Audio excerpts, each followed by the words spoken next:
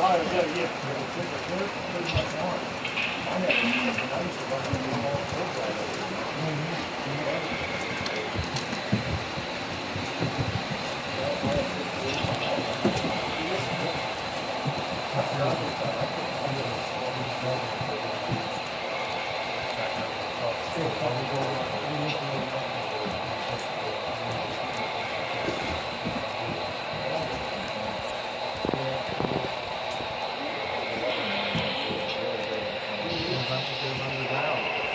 Because under the landscape, I'm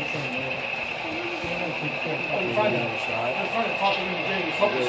Like one of those eye windows up, where's the rear and head around now.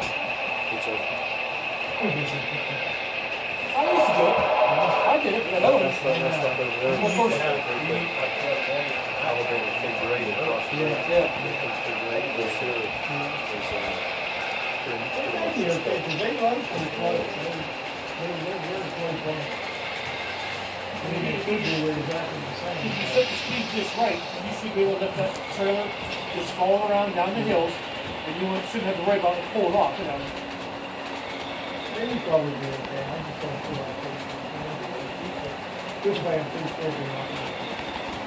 Yeah, they don't have to be running too good. Oh, yes.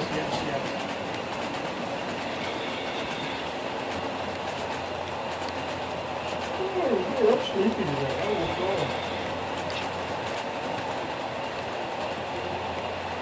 They did you downstairs?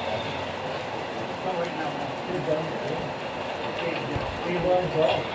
Brandon was there a few minutes ago. Oh, okay.